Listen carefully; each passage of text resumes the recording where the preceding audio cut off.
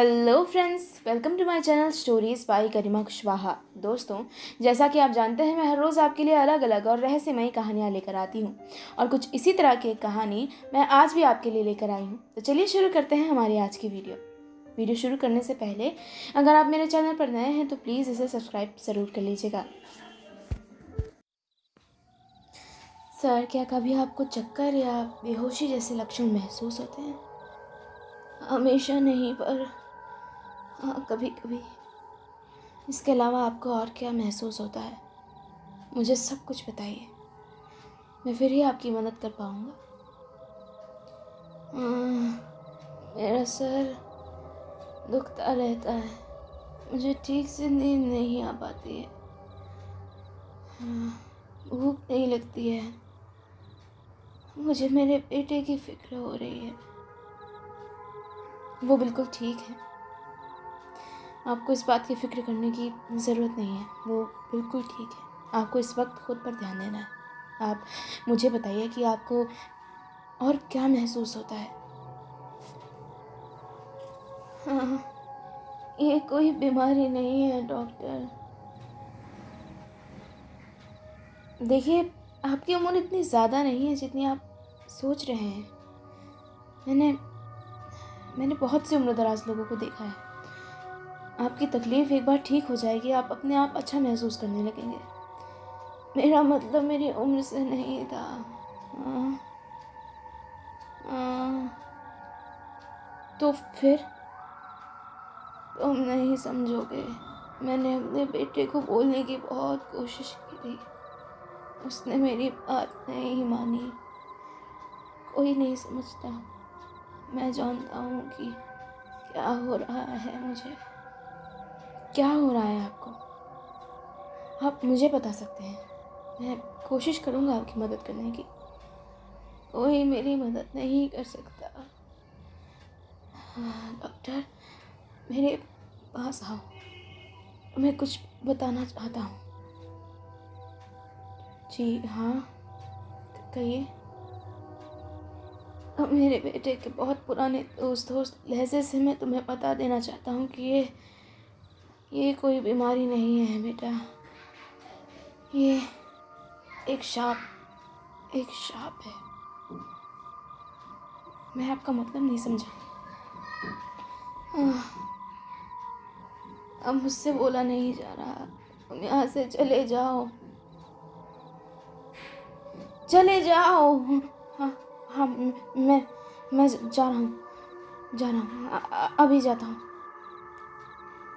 उनके इस तरह से नाराज़ होने की मुझे उम्मीद नहीं थी और उसके बाद मैं सीधे वापस उस घर के हॉल में आ गया और वहाँ आने के बाद क्रचेट मुझे वहीं मिला। क्रचेट, हाँ, कैसे हैं पिताजी? तुम्हें कुछ समझ आया उन्हें क्या हुआ है?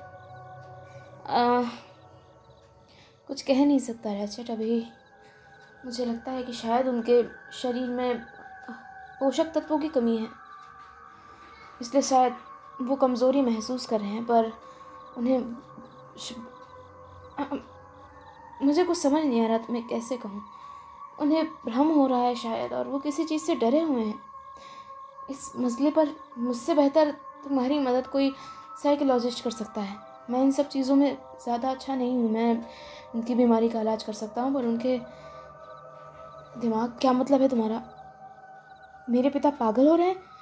नहीं नहीं, भगवान के लिए नहीं, वो पागल नहीं हो रहे हैं। पर देखो, हर दिमागी बीमारी का मतलब पागलपन नहीं होता है। उन्हें बस एक छोटी सी परेशानी है। कोई ऐसा जो उनसे बात करके उनकी प्रॉब्लम का पता लगा लेगा, वो उनकी बीमारी का इलाज भी कर सकता है। मैं सच कह रहा हूँ, यही एक तरीका है।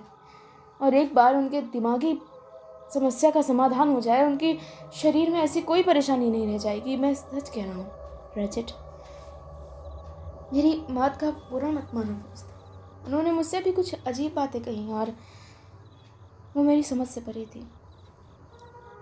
इसी तरह के शाप के बारे में, है ना? हाँ, क्या उन्होंने तुम्हें भी ऐसा कुछ बताया? हाँ, बताया था। जिन गॉनर, क्या तुमने ये नाम पहले सुना है? नहीं सुना। क्यों? क्या है ये? जिनगानर यहाँ यूरोप में फैली हुई एक पुरानी किंवदंती है, एक पुरानी कथा है जो छोटे बच्चों को सुनाई जाती है। मैंने भी अपने बचपन में ये सुनी थी। इसका तुम्हारे पिता से क्या लेना देना? उन्होंने कहा कि उनके साथ, देखो, उनका मानना है कि उनके पीछे जिनगानर लगा हुआ है। उसके शाप की वजह से ही वो इस तरह हो गए हैं।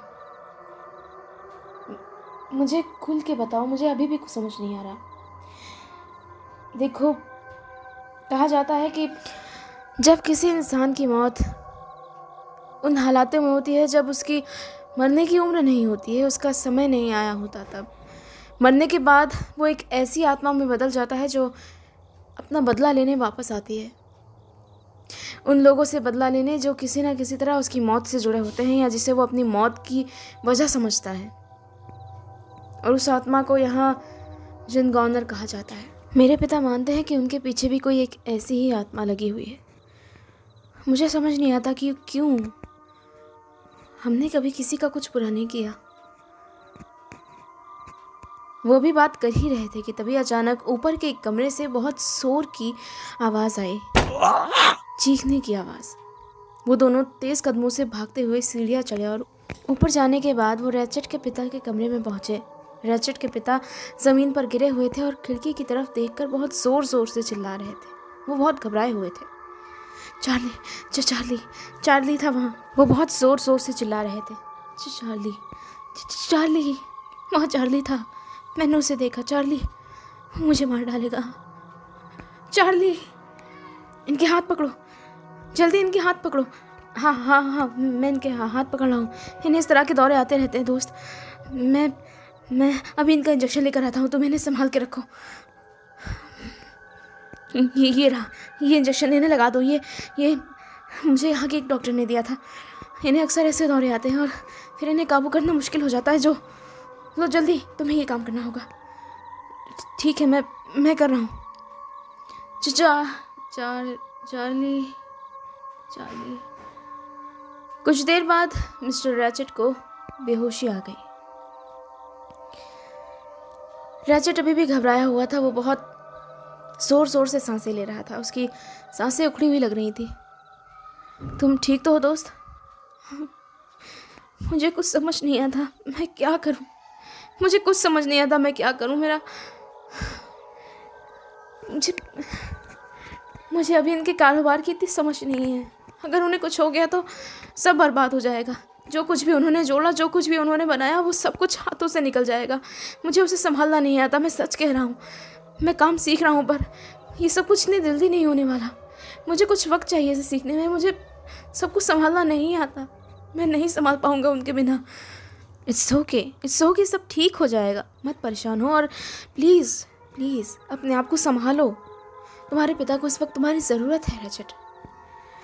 मैंने तुमसे कहा था ना, हमें किसी काउंसलर से बात करनी होगी। उनकी हालत ख़राब होती जाएगी। हमें एक काउंसलर को बुलाना होगा। वो उनसे बात करके पता लगा लेगा कि उन्हें किस बात का डर है, वो किससे डरते हैं और क्यों इतने परेशान रहते हैं। एक बार वो अपनी बात खुल कर कह पाएंगे, अपनी बात किसी से शेयर कर पाएंगे, तो शायद वो पहले से बेहतर महसूस करेंगे। मैं शहर में एक दो ऐसे लोगों को जानता हूँ, और मिस्टर बकेट वो तो मेरे अच्छे दोस्त हैं, और हम उन्हें बुला लेंगे। मैं कल ही उन्हें तार भेजकर बुला लेता हूँ। तुम्हारा बहुत शुक्रिया मेरे दोस्त, मेरी इतनी मदद करने के लिए। मैं इसीलिए तो यहाँ आया हूँ। सब ठीक हो जाएगा, परेशान मत हो। फिलहाल मैं उनकी परेशानी समझने की कोशिश कर रहा हूँ। पर वो खिड़की की तरफ देखकर एक नाम ले रहे थे। क्या कह रहे थे वो? हाँ, चार्ली कौन है, जानते हो तुम? हाँ, उनका एक पुराना दोस्त था चार्ली नाम का। क्या वो जिंदा है? नहीं है। वो 1 साल पहले ही गुजर गए। क्या हुआ था उन्हें? उनका एक्सीडेंट हुआ था। ओह, तुम्हारे पिता के बहुत करीबी रहे होंगे ना? नहीं, इतने भी नहीं। असल में बिल्कुल भी नहीं। वो मेरे पिता के करीबी नहीं थे। वो बस पहले दोस्त होते थे पर बाद में उनके बीच मुझे नहीं पता क्या हुआ, पर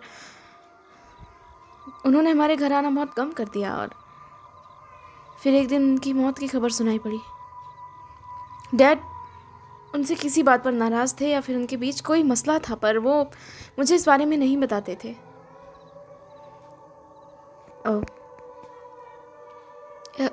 खैर, तुम आराम करो और मैं भी। मुझे माफ़ कर दो।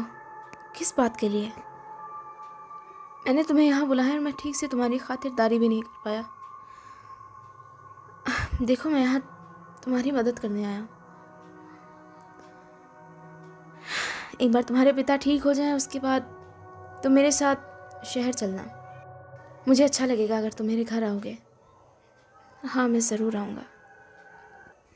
तो दोस्तों, इसी के साथ ख़त्म होती है मेरी आज की कहानी। मेरी आज की कहानी आपको कैसी लगी ये मुझे कमेंट बॉक्स में कमेंट करके ज़रूर बताइएगा। अगर आप मेरे चैनल पर नए हैं तो प्लीज़ चैनल को सब्सक्राइब कर लीजिएगा और साथ ही साथ बेल आइकन भी ज़रूर प्रेस कर लीजिएगा। Thank you.